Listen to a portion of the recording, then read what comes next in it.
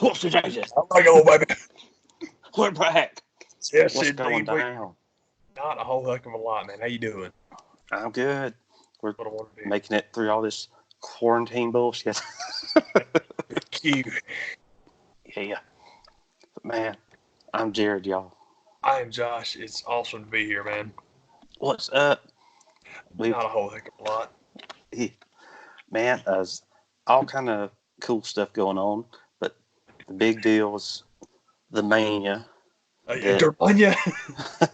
The Wrestlemania that went down for the past 2 nights just because they thought it would be fun. That's right. And we talked about it a little bit. The man mentioned it the last time we were here that it could be a possible positive of COVID. That man, maybe it'll register that this 2-night thing's the way to go. And man, everybody is reacting positively. Everybody's like, man, 3.5 hours. It was great last night. 3.5 hours. It was great tonight. That's cool. I'm glad that the feedback's so positive, because what the heck, man, there's a lot of stuff in wrestling that people are going to complain about, whatever. But pay-per-views being 7.5 hours, that's logical and it makes sense. So I'm glad they were like, well, let's try something different. And I love that it's being so well received. Love it. I don't want to buy no stadium, pal, even to watch it at the house. That's crazy talk. No, that's madness. It's madness is what it is. Man, I'm working with my lighting over here. I was just gonna say, we're getting into the types of media things going on, man. Everybody's inspired now. Yeah. We're in the house. That's right, man. Man, that is one thing of the past 2 nights that I could say, it's a good thing. One of the things I like about the whole recorded Mania is you can hear the guys in the ring talking to each other. One of the things that I hate about the recorded Mania is you can hear the guys in the ring talking to each other. When it is done by AJ and Taker and the stuff that they're saying means something, when it's done by Edge and Randy Orton and what they're saying, it's like a promo within the match. But when you have guys like Montez Ford who just say it's WrestleMania 1,000 times, it's like, we know, brother. That's what all of us are here for. That's what we're all here for, man. Come up with something else to say. But that's honestly that's one of the things that I thought this could be a good thing, as far as not only should WrestleMania be over 2 nights, we need to do more of this recorded matches if they can do it at the level that they did the Funhouse match was. And we'll get more into that. It's the best thing on that network. Period. And nothing else. Nothing else. Awesome. Is that good? That is so awesome to hear that, man. I really enjoyed from night one AJ and Taker, but it's AJ and Taker. There's not much those 2 guys are going to do that I'm not going to like. I can dig it totally, man. AJ. I'm biased. It's AJ and Taker, and apparently Carl Anderson got killed. So it's it's like, dang, man. I told the man. Now I got to tell you guys, full disclosure, I did not watch WrestleMania. What I did do, however, excuse me, just clear my throat. Sorry. What I did do was I watched the guys at Wrestle Talk while they were doing their watch along. So it was I always get the names wrong because I'm dumb. It was Luke, and it was Laurie, El Facador. Okay. And Luke, I love. Luke's my favorite anyway. Facador, Laurie, I've never had time for, and he was great. I'm really glad that I watched. One of the things I'm glad I watched it for, man, because it was just cool. I was very happy that it's because, I make stupid jerk decisions about stuff like that sometimes, and I just won't watch. But it's like, no, it'll be okay. It's okay. Luke's there. It's going to be fine. And man, we were like 2 minutes in, and I'm like, this is cool. I got this guy wrong. So anyway, very fun. But I have not seen the things. I know the results, and that's cool. But I just wanted to be clear that I can't offer very much as far as what they look like. But man, particularly like you said, man, and we'll get to it. the Firefly Funhouse, I'm just thrilled that people were so happy with it because it's just like almost universal. And the Boneyard too, people really flipped out about that. And it Yeah, kind man. of, I thought it kind of like put the kind of ratcheted up, like, oh man, now the expectations for the Funhouse are even higher. And apparently it Mhm. just shot right past them and kept on to go. I'm like, Yeah. sweet man, it's awesome. One of the things I thought they would do is they closed night one with the Boneyard. Oh, yeah. And the thing that surprised me the most leading into that match is people, well, what's the Boneyard match going to be? Yo, it's a buried alive match. We can't call it that anymore because of the Rona that bid Yeah. uh, and the connotations around that. It's a buried alive match, or a back in WCW days, it was a graveyard match with Sting and Vampiro, I believe, and maybe somebody else. Vampiro! Hoovy! Yeah, It was Hoovy. Pinata. So I thought with them closing night one with the recorded match, they'll probably close night two with the Funhouse, and I'm kind of glad they didn't because they closed night two with Brock and Drew, and I think that was the way to do it. Because man, it's not to say that uh, I just didn't see them closing both nights the same way, and that's Wrestlemania. Somebody has to hold the title at the end. Blah, blah, blah, blah. Like, fine. So, but man, it's not like if anything was going to follow that, it had to be the title match. And uh, my other problem with night one is when you can see, and why I think they'll probably do more recorded matches, is because even with all the Hollywood bullcrap and movie magic and editing, you thought, oh man, now uh, Goldberg and Strowman have a chance. And they were like, well, we're not even going to bother. We don't care. It's like, Wilker. well, we're in the back. We don't care. We don't care. So, I piss on that. I'm trying to All find the something. editing in the world. I ain't gonna fix that. I'll tell you my take. And again, this is not. I didn't watch it, and that's okay. Mhm. Because man, good lord, I've told you 1,000 times, and if you've watched the show before, you probably heard me say it before. I know Jared's heard it. I have no time for Goldberg. I don't like the guy. I didn't like. Man, we live in Atlanta for Pete's sake, and when Mhm. Goldberg was the hottest thing here, I didn't like him then. It's just not my thing. I Strowman, I bought don't in. care. Strowman, I didn't care for either. But the one thing that I keep telling myself as like a silver lining here, the main thing is, I ain't mad at Bill for beating Bray because it didn't hurt Bray a bit. So that's totally No. okay. It's unfair to pretend that it did. So it's like, no, don't give Bill crap for that. That's not his fault. Um, Bill Goldberg versus Roman Reigns. It's surprising to me how many people have whined about. Well, I just thought they were going to preserve that feud. Who wants to see that? Why would anybody want to see those two guys No. wrestle? No. Meanwhile, Braun Strowman, in my opinion, has had good matches with literally one guy. And it's like, man, if we're going to coronate Roman at SummerSlam, everybody keeps, oh, just here we go, another year of WrestleMania building up to Roman. And maybe they will. I hope they don't. But it's like, I don't see them leaving that belt on Braun for a year. I just don't think they're going to do that. No. But man, those guys have had good matches before. And now, like you're talking about with the sound studio and the editing capabilities, Mhm. what the heck can we come up with for them now? I Yeah. think they could be cool. I'm with you. I don't think all the editing in the world, Roman Reigns and Goldberg is still going to suck. It won't Yeah. matter. I mean, unless you just want to splice, if you want them to have a contest of like Bill Goldberg brings in the best Georgia Bulldog highlights against Georgia Tech, and Roman brings the Yeah. best Tech highlights against Georgia, and we just play them off. Mhm. But other than that, there's no way to make that good. And Roman and Strowman probably won't be good either.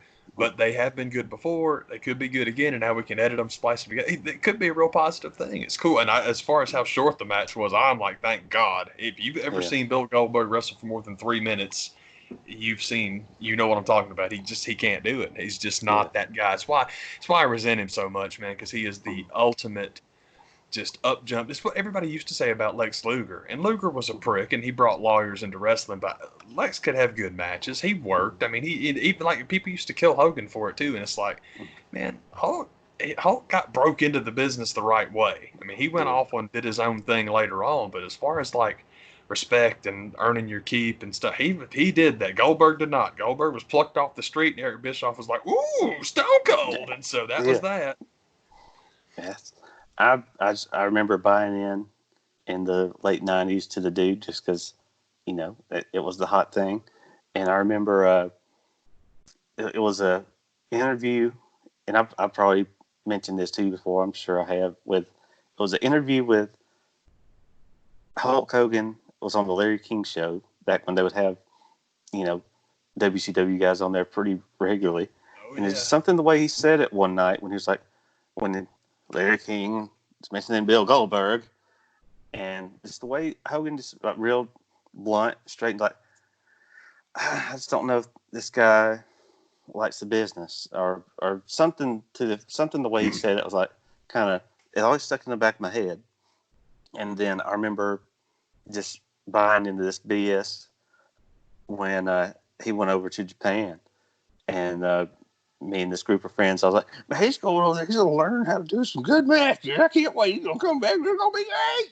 Yeah, and that didn't happen either. Yeah, he got huge paychecks, and good for him. But what I'm saying is, I'm not always smart. There's plenty of folks. There's plenty of folks that can't work that I love, man. So it's cool. I buy into that BS sometimes, but this one was one of those that just the notion that some people had, like, man, this could be good, but it could have with a little bit of, you know, I don't know, effort. But he ain't gonna do that. And Strowman did everything he could do, but he's limited as well. So, but even with it being recorded, I thought, oh, well, there's a chance, and they were like, we've got that. That's somebody else, baby. That's for somebody else. That's the people that could actually work in front of a crowd are going to go show you what they can do when they have planning and a set and all kind of stuff, and do it even bigger and better. The opportunity to do it more than once, which is unbelievable when you think about, you know, like we said, man, how good these dudes are at what they do, and they always get it in one take. So now it's like, relax, it's cool, we'll get it. Like, oh my God, what are they going to be doing? I mean, that's what was so. As far as the whole guys talking to each other during the match, it's AJ and Taker, and it's Taker at the end doing like, oh man, you're cool. I ain't gonna bury you, man. You gave me a fight. That fight you gave me, not everybody could do that. And he turns around and kicks him right into the grave. I would never bury you, AJ. It was a great match. Into the ground with you. I ain't gonna do you like that. We're cool. Hey, your buddy Carl Hay in the afterlife. I killed him because I made him famous too. Carl Anderson's famous. Luke Gallows is dead too. For real, man. It really took me back to that one. Some of the action movies I like the dumber the better, and freaking one of the ones that, as far as the story, it's so convoluted and stupid, but Smoking Aces. Oh man, Las Vegas Entertainer of the Year. That one shot alone, I love that. That's so awesome. But it took me right back to that scene where Chris Pine and his crew is showing up and wasted Ben Affleck, and he goes over and he's doing that talk to him like, oh, I'm sorry, man. It's like, oh, you should see it. It's heaven's beautiful. It's like, as he's burying AJ, I can just see AJ with his hands sticking out like, oh, Taker, you should see it. The other side's beautiful. but just that little thing of hearing what guys are saying during the match, I think really is in this era of the recorded stuff, it's been really good and it's been really bad. With Mania, it was spot on and really good when it was the right people doing it. Yeah, man. it's cool. I'm glad that people have liked it as much as they did, because you had this conversation a long time ago, and we mentioned it last week, man. Lucha Underground was always going to change things, always, because as far as the presentation of it's wrestling, but it's like a soap opera. Well, they record that soap opera stuff on the soundstage, and they do it. It's not like you're in the building waiting around through that stuff. Apparently, when you went to a Lucha Underground match taping, that's all it was. It was like going to a wrestling show, and they got what they wanted, and then you take them and mesh these things together, and it goes back, man. I'm sorry to be the broken record, but I feel strongly about this, and I've talked about it a lot. And it goes back to the thing that it's mean, but it's true. I still think it's the second biggest mistake that AEW has made. Number one is that you had the opportunity to offer these guys all the health perks and travel bonuses that Vince wouldn't, and you said no. So basically, my point is, if you don't, if you really want to do this, if you want to take the guy down, you can do it. The opportunity's there, but don't put on the same rusty armor that he's got on and expect to beat him. You won't. You will not. So we'll just pay more money. No, you offered Edge more money and he still turned you down. So, but it's just like, nah, man. That was the first big mistake. The second one is live every week. People are so weird about live wrestling. Live wrestling is what you hand the ticket over for, and you go and watch them fight. The TV stuff has always been committed to tape. That way you can edit out the boring parts, and also you can move it along. And that way when people come to the show, it's all action all the time, and it just makes me mad that they just copied the Raw SmackDown model. That was such a mistake. And for all the crap talked about NXT, I still think they're the ones that do it right. I still think they are. And that's, well, AEW's ratings are better because they're live. Well, you know what? People can get over it because NXT's a better show. It has been but it has been since before they both came on, because NXT's been around longer. But yeah, the whole thing about committed to tape, it's good. It's fine, man. It's totally fine. And as far as like backstage vignettes and stuff like that, yes, if you're there live and they're doing that jump backstage, what does that have to do with the show? But don't do it live. It's great. It's great. And also, pick a location and stay there. And I really, now everyone's going to have to start doing that apparently, man. But that performance center came in handy. And QT Marshall's garage apparently came in handy. Yep. Man, did you see that mess going around where it was like, did Vince McMahon tip off the GBI to shut down the AEW tape? He's like, look, man, I've talked more crap about Vince McMahon than most people I know. Look, man. I hope he's got bigger fish to fry than that stuff right now. Ryan Kemp, that's a plan. What are you up to? I mean, it's like, come on, man. It's like, y'all are so ridiculous, man. Vince McMahon is responsible for every bad thing in the world. Come on, man. That was so stupid. And to be fair, the guys that I saw reporting it were like yucking it up. They were reporting it as rubbish, but it did not keep them from using it as like their ridiculous clickbait headline. But had I not clicked it and watched it, I wouldn't have known. So apparently it worked. But they were funny about it. Like, hey, did y'all hear this bull? Actually, they were English, because so many of the wrestling reviewers are kids from England, so it's all good. It's like, what's this then? What's this bullshit then? Man, you mean to tell me on the night that we could be telling our grandkids and kids and grandkids, I guess I should go in right order, that you had an opportunity to see future President Gronkowski win the 24/7 title, and you weren't watching. You weren't watching. What is wrong with you? Oh my God! My fellas, that was one of my. I hate to say it, man, but that was one of my favorite things about night one, is that literally every time that guy showed up, or they weren't having it. It was hilarious. They were just hilarious. Like, God, what in the hell is going on? And I'm like, I'm sorry, y'all. At least I feel like it was done sparingly, but a little bit of Gronk goes a long way. Entourage the man. That's him, dude. Seriously, they were trying to like come up with the best analogy for him, and I think they were saying, I think Stifler was the one they landed on. I'm like, guys, he was on an episode of Entourage for a reason. He is Entourage come to life, and if every one of the Entourage cast got it on and had a baby, it's Gronk. That's it, man. The Gronk. Yes. Product of entourage incest. Man, that's if I had one gripe with both nights, it's I think they got both the women's matches wrong. But outside of that, I was kind of I was down with pretty much everything.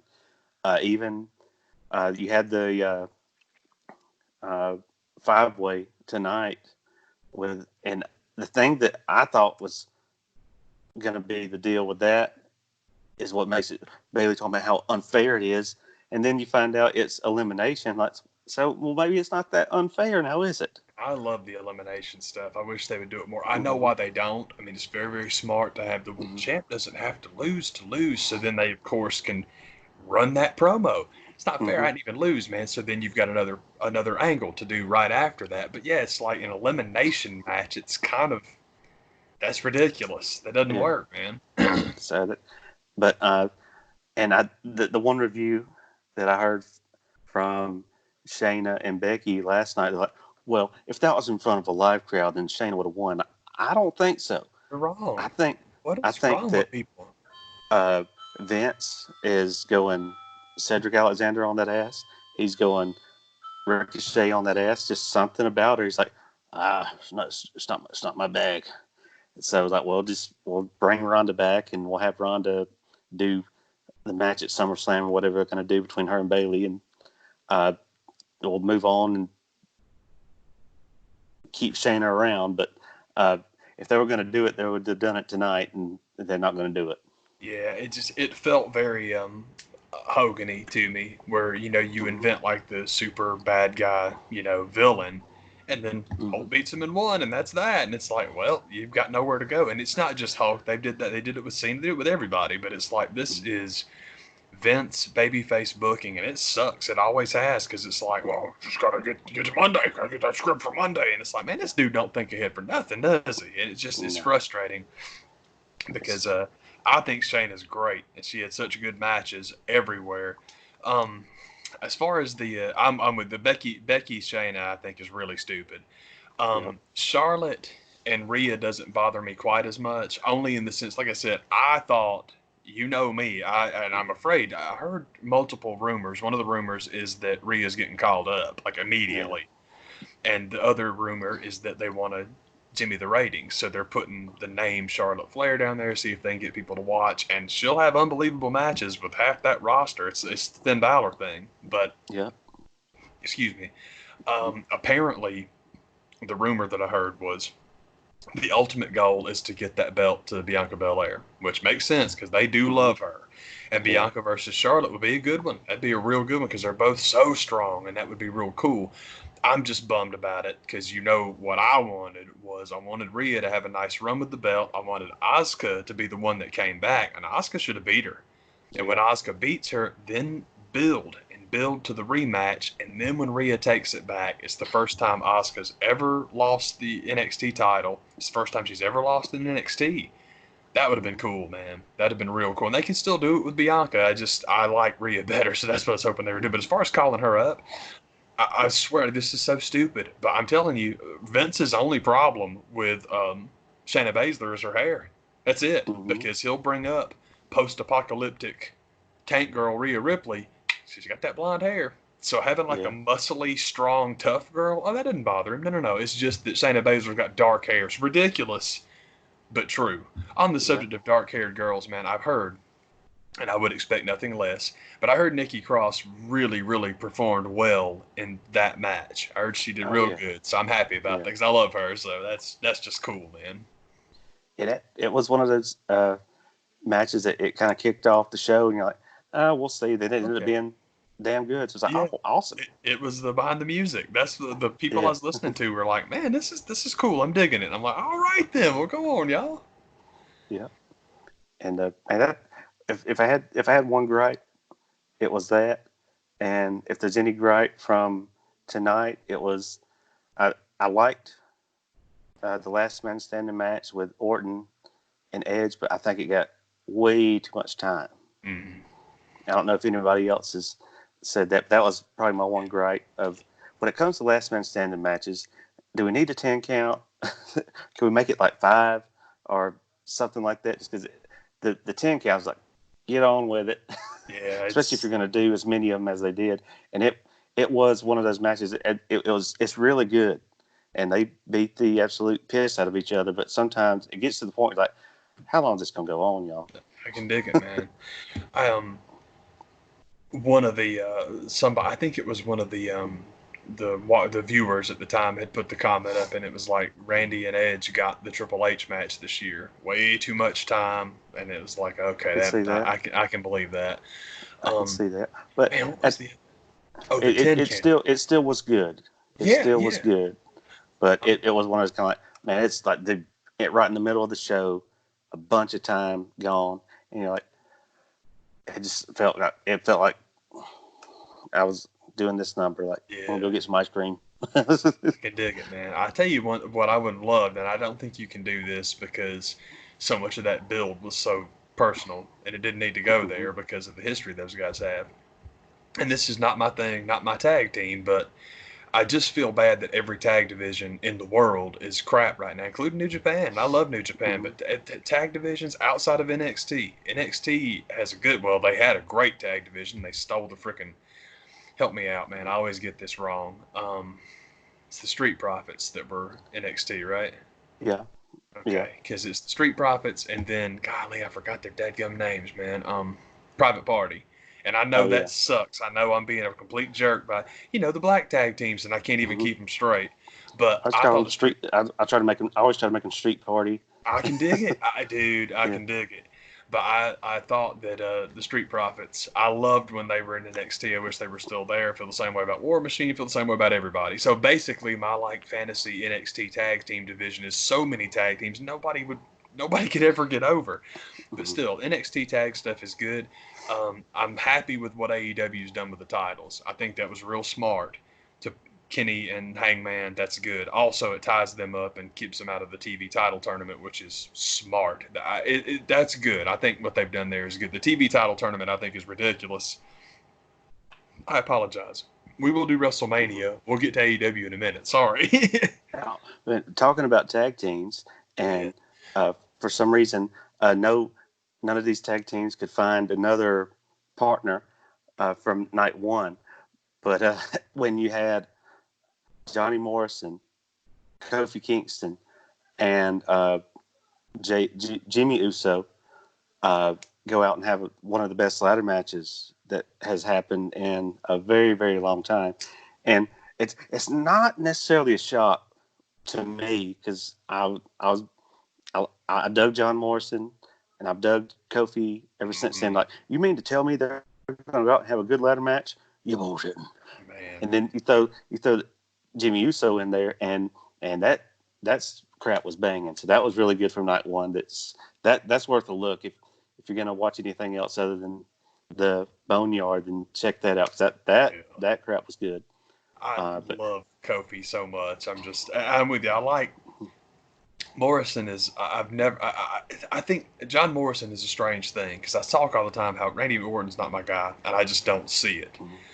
John Morrison, the talent's everywhere. It's not him. It's not him. It's just me. I don't know what it is that I don't get about him. He's great, though. That guy's awesome. Yeah. So I'm with you. Those three dudes together. Man, somebody, going back to the show I was listening to, had such a cool idea with having both the belts up there.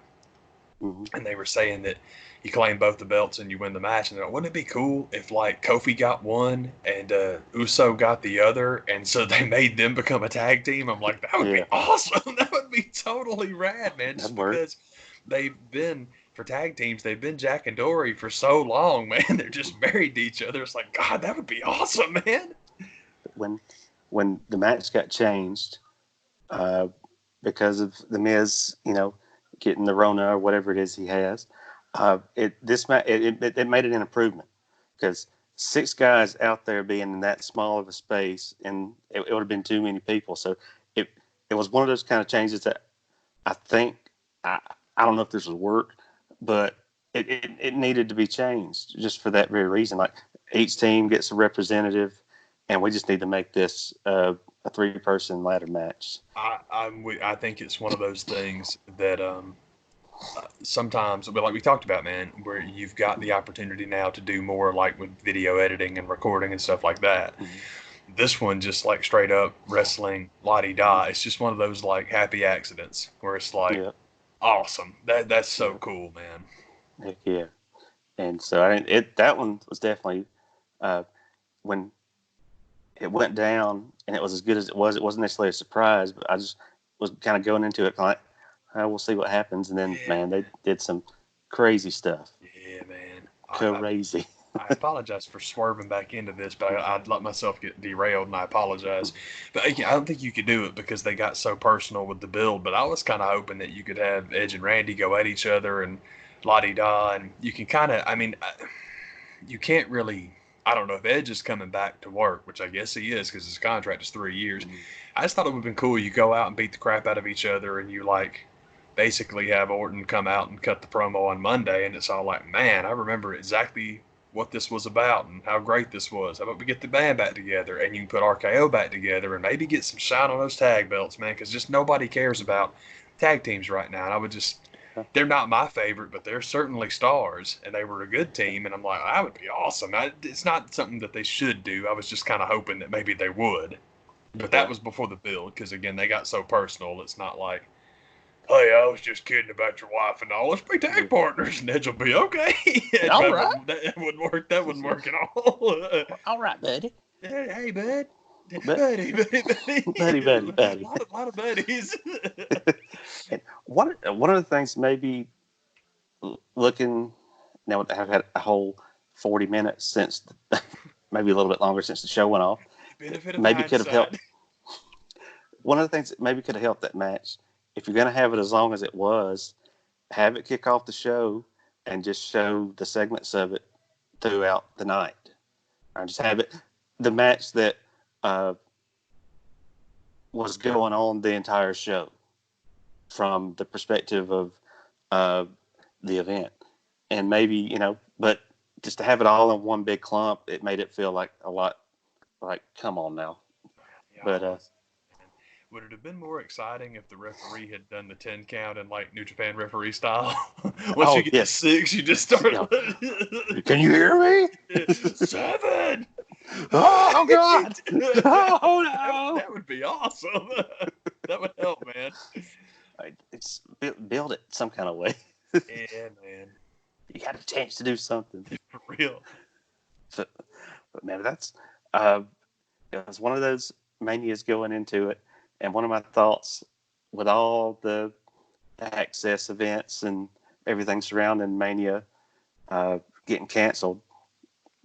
One of my thoughts that I just knew it didn't get canceled in time for them to not have all that shit to sell in the superstore to not be made. I'm like, what are they going to do with all that stuff? And turns out, it's on the shop. But I kept getting these emails like every day this week, and they're just way, way too proud of that I wasn't there T-shirt. Yeah. Because I get the email every day like, y'all, that's not that funny. Yeah, man. Y'all like that way too much. God, it's hilarious. It's such good. Vince McMahon on the video, man. Oh, it's hilarious. Buy 4. Buy for everyone you know. Not there either. And going back to, the whole end of the world stuff we've been dealing with. But one of the things that just really irked me, and I've learned a lot how to order off of apps. And, it's not that I couldn't do that before. Just I've gotten better at doing that. But just the emails you get from any service like that you've ever used, and they're like, "We're praying for you. Yeah, we're here for you. Please come get some Papa John's." That stuff is out of control, man. It's all like, okay, y'all, that's all right, Jerry. It just, man, I don't mean to be a jerk about it, but I saw one today for Kroger, and I like Kroger. I go there all the time, and it was all like, staff members, you're working overtime. Thank you so much for what you do. I'm like, I don't know how much it costs to shoot that commercial. I have no idea. And I know it wouldn't go very far, but you could probably chop it up and put it in some kind of general bonus fund for your employees, and they might not get anything for it. I don't know how many employees they got. Yeah. But you know what? There's better ways to spend that money, man. Burger King's praying for you. Yeah, Burger King, come on down to the home of the Whopper, but just don't get too close. Come to the drive-through window at the home of the Whopper. We'll throw your food at you. Here you go. Yeah. Yo, yeah. Go on, kid. But yeah, it's Man, like, all right, y'all. That's been one of the kind of gripes I have with, I've learned how to use them. And I've been racking up my Chick-fil-A points, but it's like, all right, I appreciate the thoughts and prayers, but just give me my sandwich and I'll go. Seriously, man, just hook me up with the Grubhub. Let's go. As of all the places that I can't go, and I have to use these now. It's like, thanks. Yeah, But, man. I haven't done my COVID-19 Taco Bell run yet. The next time I brave the outside world, I'm gonna have to hit the border. I only say that because Taco Bell's app is unbelievable. That thing is great. It's great, man. It's basically when you go in and do the screens, which I always do now. And it's not to be a jerk, because the people at my Taco Bell are great. They're super nice. I just don't bother them with my ridiculous orders because I like freaking customize everything now. And it's like, okay, just don't. I don't need to stand up there and tell people 97 things. I can punch it in, and it's just easier for everybody. Man, I think it works out better for everybody to do it that way. Yeah. It's like, man, can y'all put this screen on the outside so I can just use this and drive around? Man, you ain't kidding, dude. Seriously, but that's pretty much the app. I've done that before. I'll like go and sit in the parking lot and send the app order. Well, okay, be ready in 4 minutes. I'm like, all right, I'll see you. I'll be in. Man, they've got some type of, and when I'm on the board, and I'll eventually download the app. I haven't bothered to yet, but they've on their little board, and I'm the same thing if I was to drive into the drive-thru, I'm just hitting up the dollar menu, and their dollar menu just freaking banging. True, man. Taco Bell, man, you can eat very, very well for very, very little. Now you can run it up there too. They've got a couple of things. They're like, golly, what did I order? But I don't order those all the time, man. Yeah. Yeah, my number one thing now, what I always get now, man, is just customize a couple of bean burritos because you can switch them to black. Because they don't do black bean burritos anymore. But you just go and do the regular burrito and switch the beans. It's same cost, nothing to it. If I do those, man, take the cheese off, man. Add usually it's one of two things. I either add rice or add potatoes, depends on how funky I'm feeling. Usually rice, honestly, man. Black bean and rice is unbelievable. Then get the little crunchy red strips on it. Man, those things are so good, dude. Man, they've got some type of potato taco. Yeah. That's on that thing now. That's pretty much the same kind of deal. It's got all that stuff on there. And it's like, and with the little order board that you have there, and there's stuff there that's not necessarily on the big menu. I didn't know the grilled steak taco was back. Last time I was in, I saw that. So, oh man, my friend. Seriously, I'm put to share my medicine. I knew you would return. That's for real, man. I knew you had not forsaken me, steak taco, because I love you. I said that Taco Bell. I like Taco Bell way more than that. Oh, by the way, this is stupid, but I'll tell everybody, and then eventually when I do it, I'll put it on the show. I've wanted a Taco Bell tattoo forever, just because I like tattoos. I like the idea of getting tattoos of things that are silly, but I like them and they're meaningful to me. And I've always wanted a Taco Bell tattoo. I finally figured out what to get. I'm going to get a packet of hot sauce. Because now the Diablo sauce has one that literally says tattoos or it didn't happen. And I'm like, well, that has to be what you get. That's great, man. So it's stupid, but I'm getting me a Taco Bell tattoo. Oh, right on. That's right. Jared and Josh discuss WrestleMania and Taco Bell tattoos. That'll be the description of this show. What else is there? Nothing more in life exists. I'm gonna outlast COVID-19 just to spite it with my Taco Bell tattoo. My frivolous Taco Bell tattoo. See you right here. It's right here, man. I did it. COVID-19. Can't stop me from doing it the border. I'll give you one more. Come try to tell me my business. My buttons. Man, my other thing that I watched this week, because that's really all I've watched, is Mania, and got down with Dark Side of the Ring again, and checked out the New Jack episode, and I've got the same review that most people had. There's not a whole lot of new information to be had. But and it's the same thing. Just something about that dude just kind of draws you in, and I can't look away. Yeah. And I just, that's pretty much the review. If you remotely like that show, you'll love it. Yeah. And it really does have that kind of behind the music vibe to it, where it's like even the stuff I'm kind of so about, I'll find something about it to dig. And this week coming up is of all the things, Brawl for All. Yeah, man. And I'm like, man, this is going to be some Cornette having a heart attack stuff, screaming about how stupid this idea was. If you like Cornette, trashing Vince Russo, and I do, I can't wait for this one. I haven't watched That's my jam. Oh yeah, dude, that's what I live for. Pardon me, I'm sorry, y'all. I haven't seen New Jack yet. I think they just posted it. Their Vice's YouTube channel is nuts, man. I mean, it's nuts. Yeah, man, it takes a second, but they put it up. And I have not seen New Jack yet, but I did watch Benoit 1 and 2. And I thought it was great. I was very impressed. Excuse me. I saw the stuff everyone else liked about it. Nancy's sister and Daniel, man. Yeah, man, Pardon me. It was really good, man. It was real good. That whole thing, we've discussed it before, man. That whole thing messed both of us up pretty good because it's right here where we live. But also, Benoit was like my guy. Holy crap. That's what I was out of wrestling for a long time. I just didn't watch for the Attitude Era was a strange time for me because I'd loved wrestling my whole life. And aside from hitting the MARTA train and going down and watching shows, I really wasn't into it. I loved that. I had a lot of fun going down there. I trashed Goldberg earlier, but it was quite fun watching that guy in person because everyone's just having this religious experience. It's fun. It was neat to see that. It was cool.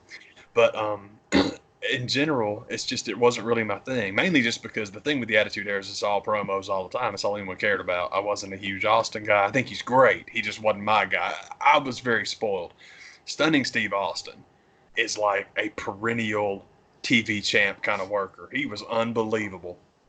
And I know why he changed his styles, because his body said, you better change your style or you're not going to walk anymore. So I think it's great that he was able to rebuild himself and do this new thing where he's not killing. It's like Matt Hardy talked about, where he came up, a lot of the motivation behind Broken Matt was, man, I want to be able to walk when I'm 50, and I want Jeff to be able to walk when he's 40. So it's like I'm roping you into this too.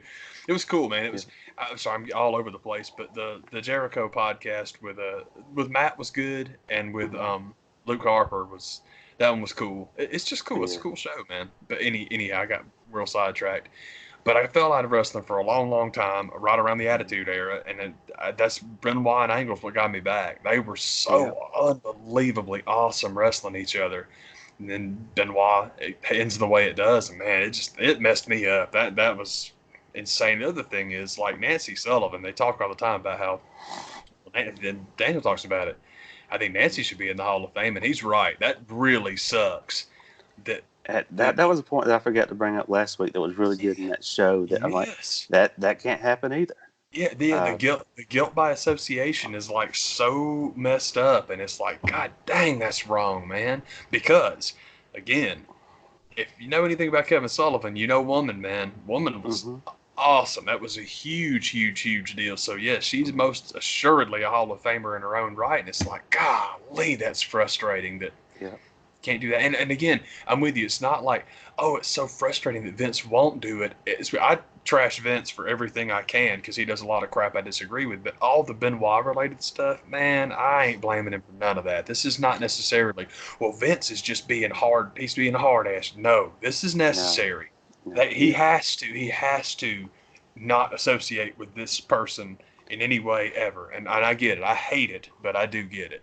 Man, one of the very telling interviews from that episode, I still liked it a lot, but man, when you hear Malenko and his interview, and he's almost shaking. Yeah. He's shaking saying it like he was shaking to the point I thought he might have had some type of issue, but I think he was just that emotional about it. I think so. It just I need to get this out, but can't go down that road with even entertaining that idea.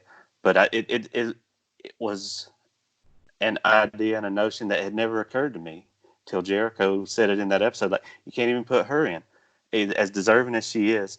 And Woman was always, Woman and Sensational Sherry were always so much better than me. I never got the Miss Elizabeth thing. Oh God, no kidding. Yeah, pretty lady, but I feel like Bob Odenkirk screaming at the screen Whoopi Goldberg on, "What do you do? What do you do? What do you do? You don't even have the decency to hold Randy's gear and take it to the back. You can't even do that." Seriously, what do you do? Woman and Sherry, man, that was a manager, and on just way more. I was into that as opposed to Elizabeth or any of the other dolls that would walk out. I'm like, man, that's my jam. I still very much feel that way too, where we've got like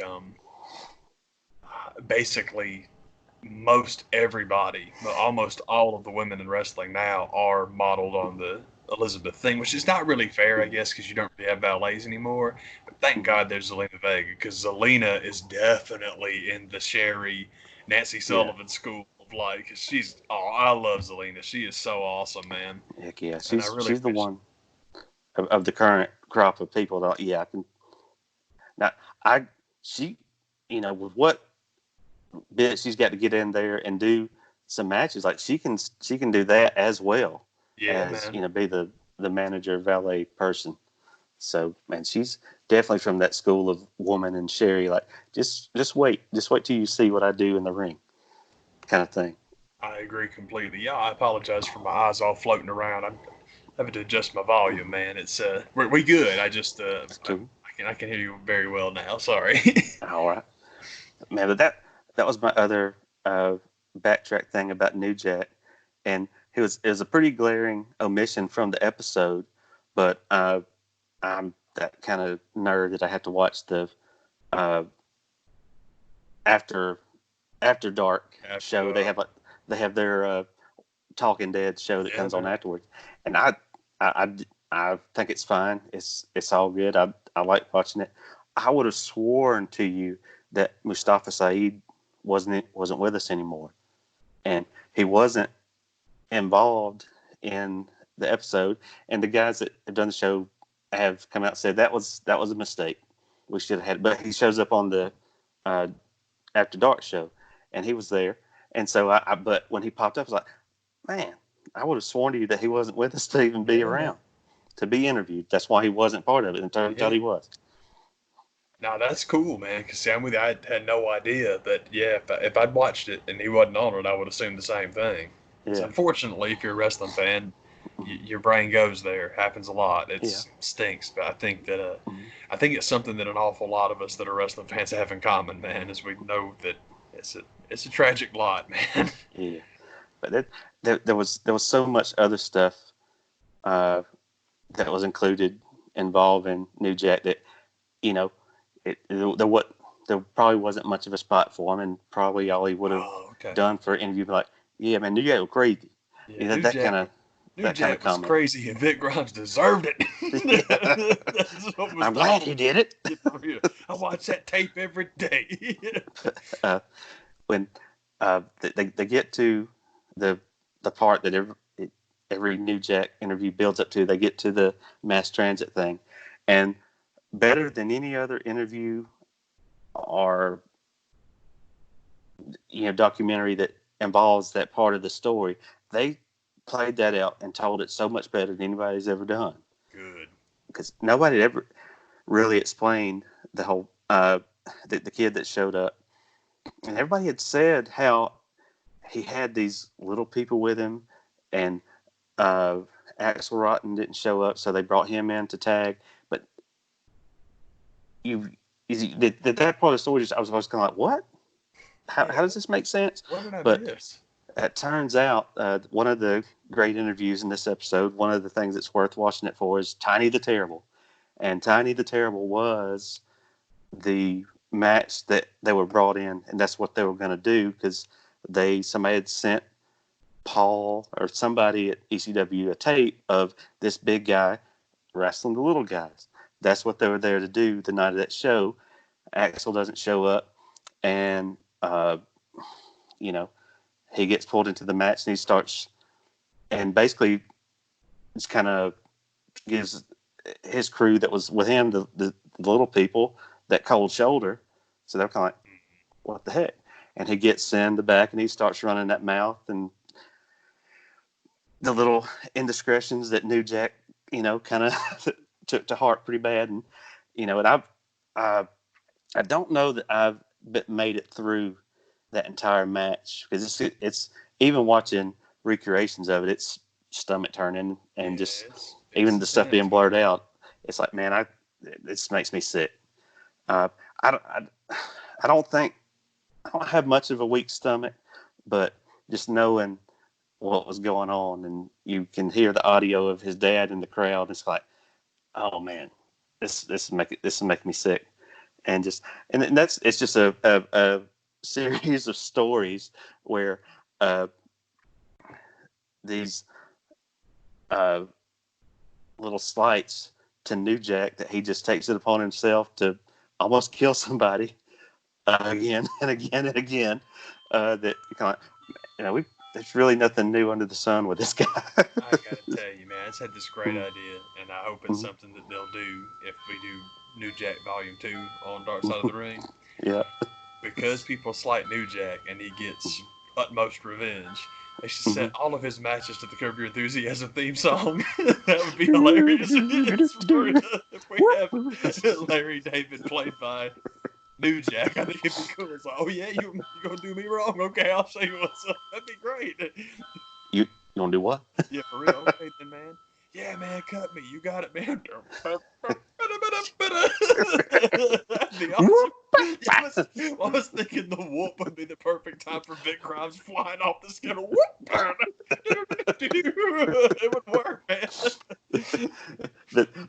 The one redeeming thing that I had to go back and watch the episode because I didn't hear New Jack say it in the episode, but supposedly he does finally kind of say, like, I do feel kind of bad about the Gypsy Joe thing. I feel a little bad about Gypsy Joe. I ain't got nothing. Bit. I don't feel bad for Mass Transit. I don't feel bad for Vic Grimes. I still wish I'd killed him, Gypsy Joe. I'm sorry, Joe. Okay. My bad. Yeah, for real. That's on me. Yeah, for real.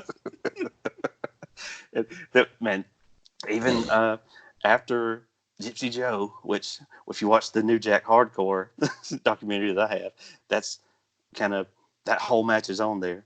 But there's another one, some event down in Florida. I forget the guy's name, but never heard of him. But they're showing Cornette the clip, and they're showing D'Lo the clip of what happened in the match. And sure enough, old buddy gets in the ring and doing that thing where New Jack kind of takes this moment that this guy's trying to handle me. Kind of takes a potato in the corner, and he gets him. And he's kind of talking to him, and as he's talking to him, I reach into my pocket, get my little stabby thing, and they're showing whatever it was he had. No, I like that being the official title. New Jack stabby thing, that works, man. Never short of having a stabbing device. Absolutely. In my business. It's my business. New Jack in business.